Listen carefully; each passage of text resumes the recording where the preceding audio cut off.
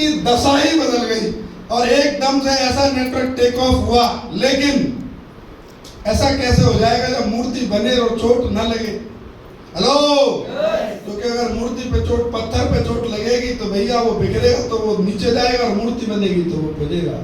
तो वो मूर्ति बनना पसंद करता है आदमी। हेलो, लेकिन बहुत बिरले लोग मूर्ति बन पाते हैं। पसंद सब करते हैं लेकिन बन, क्योंकि चोट सब नहीं सहन कर पाते, लेकिन कुछ होते हैं और उन्हीं चोट को सहन कर करके वो आज जो लेडी है वो उस डायमंडशिप की रेस में कई पायदान आगे पहुंच चुकी हैं। बस कुछ ही स्टेप बाकी हैं। बहुत जल्द तुम उनको जो है कटरे जी के साथ में डायमंड भी देखोगे। हेलो, एक ऐसी रिकॉग्निशन आज आप उनकी देखोगे कि जो इस बिजनेस में एक बहुत ही वैल्यूएबल रिकॉग्निशन होती है। छोटा नाम नहीं होता, और उस रिकॉग्निशन का नाम है पर्ल। क्या है? पर्ल। और पर्ल की जो रिकॉग्निशन होती है वो आपका 500 से लेकर के और 849 तक की टीम के बीच में जो टीम को लीड करता है वो पर्ल बनता है। हेलो, हेलो, क्या तैयार हैं उसे मिलने के लिए? और स्पेशली वो नारी शक्ति है, वो आयरन लेडी आरसीटी की, तो मैं चाहता हूं आप ही के बीच में से वो हैं, उनको लगना चाहिए कि लोग जरूरी सहल में कम हैं, लेकिन उनके साथ में ये लोग लाखों पे भारी पड़ने वाले हैं। तैयार हैं आप लोग? म्यूजिक के साथ, तालियों के साथ खड़े होके दमदार तरीके से अपने बुलाते हैं आरसीटी के आयरन लेडी को, मिसेस वैशाली दायरा।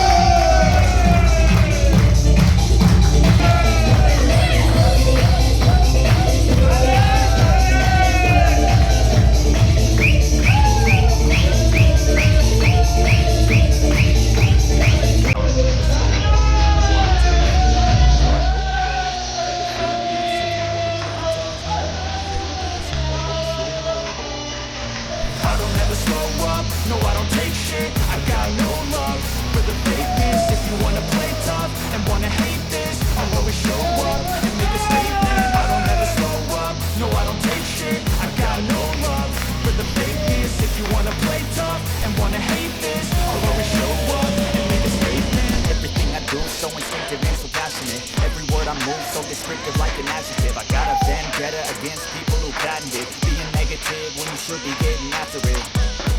I got facts over tracks, this and that, spitting slow, spitting fast, knock a roast, I get gas, think I'm okay at last, but I don't know if that can erase all the past and the pettiness, a reflection of the emptiness, hilarious, you think you're worth my time, you're delirious, mysterious, because you hide behind a fake exterior, inferior, you know I'll always be a bit superior, get off of me, this ain't no humble brag, I want you to hear words, you can say them back, I want you to feel free from the chains that last, and to believe in what you got, it was built to last, yeah.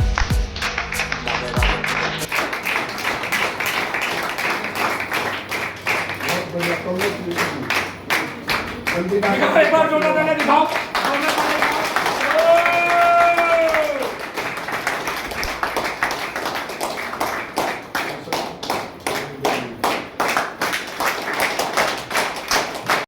जोरदार तालियां madam के लिए।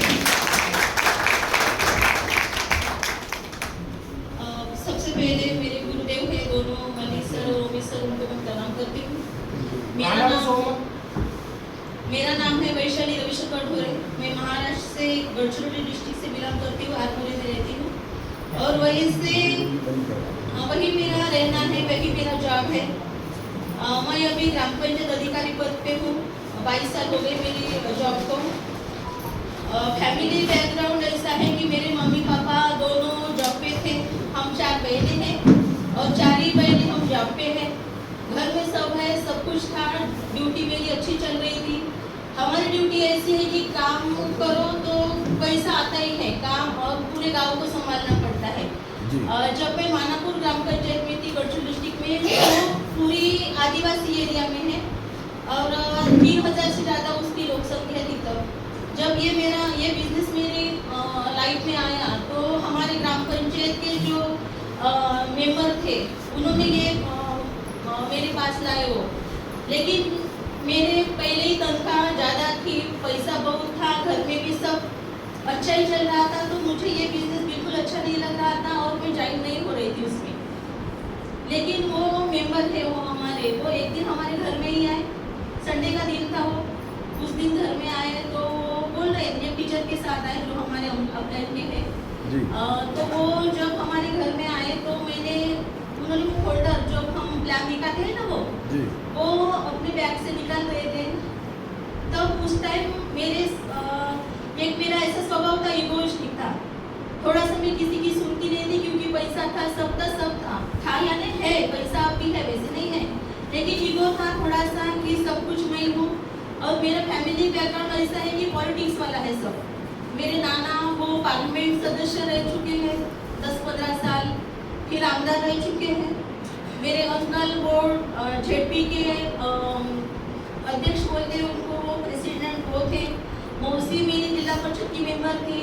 मेरे पापा पूरा गांव का राजकारण चलाते थे। ऐसा पूरा बैकग्राउंड मेरा पॉलिटिक्स का था, इसलिए थोड़ा ईगो मेरे में था। लेकिन जब वो मेरे घर में आए तो ईगो ही था मेरे पास तब भी। तो मैंने उस भैया को बोला कि भैया आप घर में आए, अभी तक आपने ग्राम पंचायत में मुझे बोला था, लेकिन आज आप ग्राम पंचायत से लेकर घर में आए हो तो मुझे क्या करना है वो बताओ। मुझे आपका ये प्लान नहीं सुनना, कुछ नहीं सुनना, सिर्फ मुझे क्या लेना है ये बताओ। तो मेरा नया घर हुआ था तो रियल सेट उन्होंने बताया, तो मैंने रियल सेट लिया। मेरे साथ तब मीना राउत मैम थी मेरी बहन, और मेरे दोस्त थी आरती गोयल करके, तीनों हम थे। लेकिन मैं घर में अकेली थी, और उसमें भी मैं आपको ये बात बताना चाहूँगी कि घर में मेरा डिवोर्स हो चुका है। मेरे हस्बैंड नहीं रहते मेरे साथ, उन्होंने दूसरी शादी की है, और मैं दोनों बच्चियों के साथ अकेले रहती हूँ। और मेरी बड़ी बेटी है वो अपाहिज है, 90% वो चल नहीं सकती है, उसको संभालती हुई अभी वो यूपीएससी की तैयारी कर रही है, और छोटी बेटी अभी 10वीं की एग्जाम दी है उसने। तो मुझे कोई रोकने टोकने वाला नहीं था कि मैं बिजनेस ज्वाइन करूँ या ना करूँ, लेकिन सिर्फ मैंने डिनर सेट लेके इसमें ज्वाइनिंग की। डिनर सेट लिया, काम खत्म हो गया, सिर्फ कागज दिए मैंने, अपने पैन कार्ड, वोटिंग कार्ड वगैरह सब। लेकिन वो भैया मुझे हर दिन पूछते रहते मैडम ऐसे करो ऐसे करो, लेकिन मैं ध्यान नहीं दे रही थी। कोरोना लगने ही वाला था तब मलिक सर हमारे गाँव आए। मलिक सर गाँव आए तो उनको बताया कि हमारी ग्रामीण मैडम है वो ज्वाइन हुई है लेकिन काम नहीं कर रही है। तब उन्होंने मुझे कॉल किया, मैं मलिक सर को मिलने उन्हीं के घर पे गई। तो मलिक सर ने मुझे सारी बातें डिटेल में समझाई पूरे लैपटॉप से।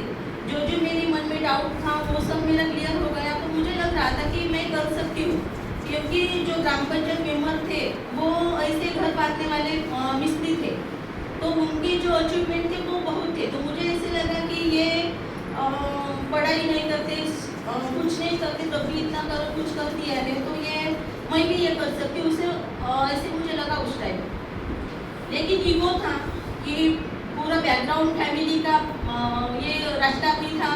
वो लोग मुझे बोल रहे थे कि वैशु तू किसी के घर जाएगी तो हमारा नाम खराब करेगी, किसी को बोलना मत, हमारा नाम किसी के सामने मत लाना, ये मुझे बोल रहे थे। तो मुझे भी डर लगता था, क्योंकि बिजनेस मुझे मालूम नहीं था उतना, तो मुझे भी डर लगता था कि अगर मैं कुछ करूँगी और मेरे फैमिली वालों का नाम खराब ना हो जाए।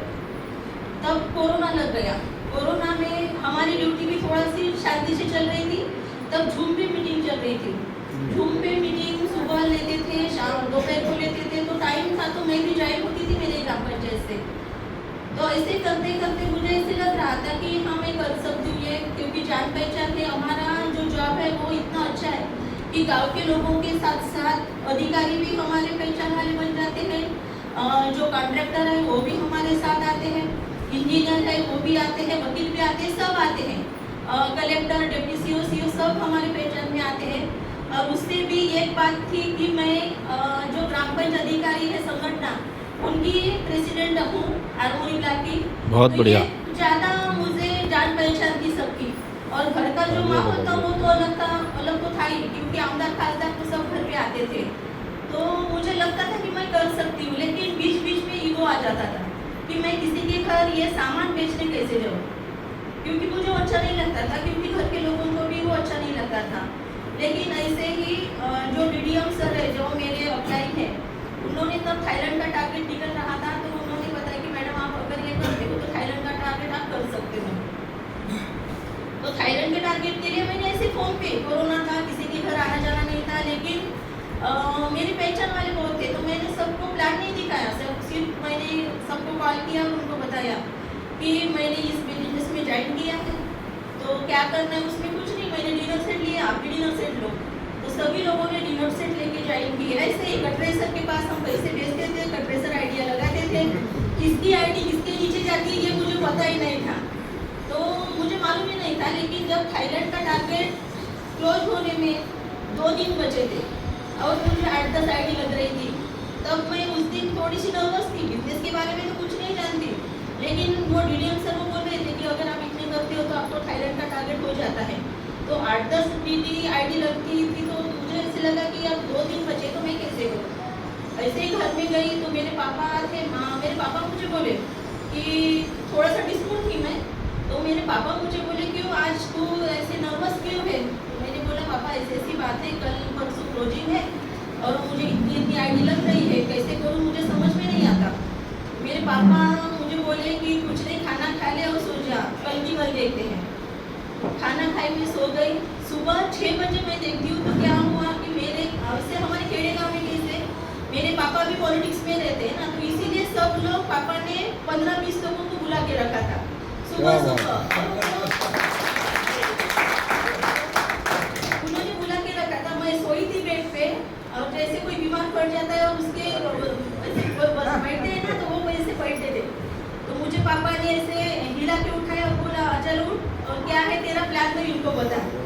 तो मैं ऐसे आँख मलते उठी और कुछ नहीं, मुझे तो प्लान मालूम ही नहीं था क्या करना है, सिर्फ इतना मालूम था कि मुझे ये 8-10 डीडी चाहिए, 200 बिजनेस वालों के।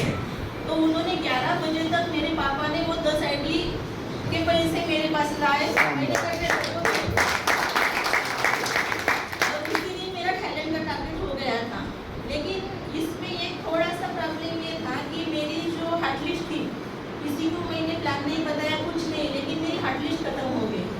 ऐसे ही करते सिर्फ जब मुझे ये बिजनेस के बारे में अच्छे से पता चला, क्योंकि थाईलैंड का टारगेट हो गया था, मेरे बेटियों का टैब का टारगेट वो पूरा हो गया था, पैसा आ रहा था घर में, तो मुझे ऐसे लगा कि करना चाहिए बिजनेस और मैं कर सकती हूँ। तो कोरोना के बाद से मैं थाईलैंड का टारगेट होने के बाद 5-6 महीने बाद मैं ये बिजनेस में आई पार्ट टाइम में, क्योंकि सुबह से हमारा जॉब थोड़ा सा क्रिटिकल है, तो शाम को मैं ये बिजनेस कर रही थी। ऐसे ही करते करते पिछले साल मेरा पर लेवल हो गया, पिछले साल पर लेवल हो गया, लेकिन हम तब शायद गोवा गए थे, गोवा में हम गए थे, गोवा के आने के बाद मेरा पर लेवल हो गया और पर लेवल होने के बाद 2 दिन के बाद मेरा एक्सीडेंट हो गया। तो एक्सीडेंट होने के बाद इतनी क्रिटिकल कंडीशन थी कि मैं 2-3 महीने तो आईसीयू में थी, मुझे लगता नहीं था कि मैं बच जाऊंगी, लेकिन भगवान की दया से और मेरी टीम की वजह से, क्योंकि ये बिजनेस इतना अच्छा है कि हम अपने घर में तो पैसा लाते हैं लेकिन टीम पे भी खर्च जाता है पैसे। सबका सपोर्ट था, उनका आशीर्वाद था, भगवान का आशीर्वाद था, मेरे मम्मी पापा का आशीर्वाद था, गुरुजनों का आशीर्वाद था, इसलिए मैं बच गई। और अभी तबीयत की वजह से मेरा बिजनेस थोड़ा स्लो चल रहा था, लेकिन ये बिजनेस की खासियत है हमारे कि अकेले हमको छोड़ते नहीं हैं। जो हमारे गुरुजन हैं वो हमें हर रोज सपोर्ट देते हैं। मैं घर में थी, लेकिन जो मेरे गुरुदेव हैं वो आते थे और मेरे टीम को सपोर्ट करते थे। तो आज मेरी बिटिया की जो आईडी है वो भी गोल्ड लेवल होने जा रही है, उसकी भी 3री रैंक होने वाली है। ब्रेक में हो रहा है मेरा काम, क्योंकि कोरोना में 2 साल नहीं हुआ और तबीयत की वजह से 1.5-2 साल नहीं हुआ, लेकिन ये 4 साल में मैंने अभी पर लेवल को की है। और 14 अगस्त 2026 को मेरा बर्थडे है, तो उस दिन मुझे कोरल बनना है। बहुत बढ़िया, ग्रेट। और एक बात खासियत है, क्योंकि मैं 3 आईडी से ज्वाइन हुई थी, मेरी मेन आईडी और मेरी बेटियों की 2 आईडी, तो मैं काम करती हूँ तो बेटियों के अकाउंट में पैसे जाते हैं। जो मेरी 10वीं में बेटी है उसका तो अभी आईडी क्लोज है, क्योंकि 18 साल नहीं हुए तो, लेकिन बड़ी बेटी जो यूपीएससी कर रही है उसके अकाउंट में पैसे जा रहे हैं। तो कैसे बच्चों का सपोर्ट मुझे फुल मिल रहा है, क्योंकि उनके अकाउंट में पैसे जाते हैं ना, तो वो मुझे घर में रुकने नहीं देते।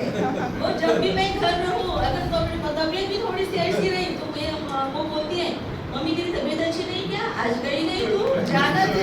तो घर से मुझे इतना मोटिवेट मिलता है उनसे कि मुझे मालूम है उनको पैसे मिलते हैं इसलिए वो मुझे वैसे करते हैं। और अभी तो वो इतना कर रही है, रियल मोटिवेट तो मुझे मेरी बेटी से मिलता है। वो चल नहीं सकती लेकिन बैठे बैठे अपनी पढ़ाई कर रही है, कलेक्टर उसको बनना है और वो बोलती है कि मम्मी मैं ये तो करके दिखाऊंगी। तो मुझे ऐसे लगता है कि ये घर से बाहर नहीं निकलती, चल नहीं सकती, तब भी ये इतना अच्छा ख्वाब दिख रही है। तो मैं तो चल फिर सकती हूँ, सब कुछ कर सकती हूँ, तो मैं क्यों ना करूँ। तो फिर उसकी थर्ड रैंक हो रही है। अभी थोड़ा सा तबीयत का बीच बीच में होता है, लेकिन ये इस मंथ में उसकी थर्ड रैंक हो जाएगी और गोल्ड लेवल भी हो जाएगी। और जब मेरी छोटी बेटी 18 साल की होगी तब तो उसकी थर्ड फोर्थ रैंक होगी, क्योंकि ये कहती हूँ चल रही है। ऐसे है, अभी सबका सपोर्ट मुझे मिल रहा है। थोड़ा सा घर में है लेकिन होगा, क्योंकि तबीयत का जो मेरा तबीयत था तो मम्मी पापा को लग रहा था कि इतना अच्छा पेमेंट है इसका, सब बराबर है, घर है, कार है, सब है, तब भी इतना भागाभाग क्यों करती है। तो मेरा मेन कारण है गुरुदेव ने मुझे जब मेरी एफएम ली तो वो क्या थे, वो सिक्योरिटी वाले, सुरक्षा वाले, वो जो मर गए हैं उनको हाँ श्याम सुंदर जी का वीडियो दिखाया। तो उनके पास उनकी वाइफ का मैंने वीडियो सुना यूट्यूब पे भी, तो मुझे ऐसे लगा कि ये जिंदगी के साथ भी है, जिंदगी के बाद भी है। मुझे ऐसे लगा कि ये मैं कर सकती हूँ। और ज़्यादा से ज़्यादा अब लग रहा है, जब मेरा पिछले साल एक्सीडेंट हुआ तो मुझे कोई नहीं बोल सकता था कि ये बच जाएगी, लेकिन आप सब लोगों का आशीर्वाद था, भगवान का आशीर्वाद था, गुरुदेव का आशीर्वाद था, इसलिए मैं आज आपके सामने। तो मुझे ये की बात सताती है, आज भी मेरी तबीयत बिगड़ती है तो मुझे ये की बात याद में आती है कि अगर मुझे कुछ हो गया तो मेरे बेटियों का क्या होगा। और ये की रीजन है ऐसा कि मैं तबीयत बिगड़ते हुए भी वर्किंग पे रहती हूँ। और खुशी इस बात की है कि मेरी टीम भी मुझे इसमें सपोर्ट करती है और बहुत जल्द मुझे डायमंड बनना है। 2028 तक तो मैं डायमंड बन ही जाऊंगी। बहुत बढ़िया, ग्रेट, शानदार। मैं अपनी टीम को भी बोलती हूँ गुरुदेव कि जब हमें ये बिजनेस करना ही है तो क्यों हम लॉन्ग टर्म में लेके जाए। करना है तो अभी से करो, हर रोज करो, 5+ एक्टिविटी करो। तो अभी मनीषा मैम से बात हुई थी मेरी सुबह आते आते कि वो बोल रही थी दीदी अभी मेरा हाथ फ्रैक्चर है आज, लेकिन मैं वर्किंग में एक दिन भी नहीं रुकी। तो वो बोलती है कि जब भी मुझे नर्वस लगता है कि मैं फील्ड में नहीं जा सकती तो मुझे आपकी याद आती है और मुझे लगता है कि दीदी कर सकती है, इतनी परेशानी से बावजूद तो मैं कर सकती हूँ। ऐसे है गुरुदेव, आपका आशीर्वाद बना रहे, जल्दी डायमंड बन भी दिखाऊंगी और टीम में भी निकालूंगी। और टारगेट जो सिंगापुर का अभी क्रूज वाला निकला है तो 11 टारगेट तो मुझे करने ही है और मैंने उनकी लिस्ट भी बना दी।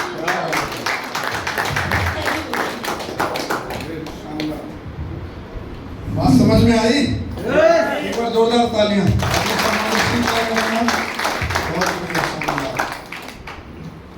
एकदम पिन ड्रॉप मैडम ने हैं? आप लोगों को थोड़ी देर तक ऐसा लग रहा है मेरी कपड़ी ला दी मैडम। हेलो हेलो, कुछ समझ में आ रहा है? मुझे तो 3-4 बातें मैडम की समझ में आई हैं। हेलो, सबसे पहली बात तो ये है कि आपको जो बहुत सारे लोग इस धरती पे ऐसे होते हैं ना, एकदम फिट हैं, बढ़िया हैं, चल फिर सकते हैं, दौड़ सकते हैं, भाग सकते हैं, कोई परेशानी नहीं है, लेकिन मेंटली हैंडीकैप हैं। हेलो, और वो चीज उन्होंने बताई है कि मैं चाहे बॉडी से मुझे दिक्कत है लेकिन मैं मेंटली फिट हूं और मैं करके रहूंगी। हेलो, दूसरी चीज उन्होंने बताई कि प्रॉब्लम्स हैं, रोक रहे हैं, फैमिली वाले भी चलो उन्होंने सपोर्ट किया और अब एक्सीडेंट के बाद नहीं रुक रही वर्किंग से, तो विरोध में भी है कि अब तू मत कर। हेलो, लेकिन उनके पास बहुत बड़ा स्ट्रॉन्ग रीजन है और वो रीजन ये है, और सच में इस बिजनेस में डायमंड बनने का 100 में से 100 में से 99% लीडर्स का यही एक रीजन रहता है जो मैडम ने बोला है कि आपका ये बिजनेस आपके साथ तो है लेकिन आपके बाद भी है। यही एकमात्र रीजन मेरा भी है, यही सर का भी होगा, यही गुरुदेव का भी होगा, और जितने भी लोग इस बिजनेस में यूसीए तक भी पहुंच गए उनका भी आप देखोगे तो उठा के सबसे स्ट्रॉन्ग रीजन यही होगा। बहुत सारे लोग उनको थोड़ा सा ये बोलो कि बोले साहब बताना, अरे उन्होंने बोला ना, मैं भी पूरी वो में थी, अरे सब पता नहीं मैडम ने कौन कौन बताए, भगवान जाने, सब पूरे परिवार में तोप सिंह है मैडम के, कोई नीचे है ही नहीं। हेलो, एक से एक तुर्रम खाने मैडम लोगों के घर में। हम जाते तो हमें तो शुरू में जब मैं गया तो लगा यार ये बन जाएंगे क्या डायमंड, लेकिन ये डायमंड नहीं बनेंगे, डायमंड बनाएंगे, ये डायमंड बनाएंगे। हेलो, बहुत बढ़िया, मेरी शुभकामनाएं मैम आपको कि आप बहुत जल्द जो है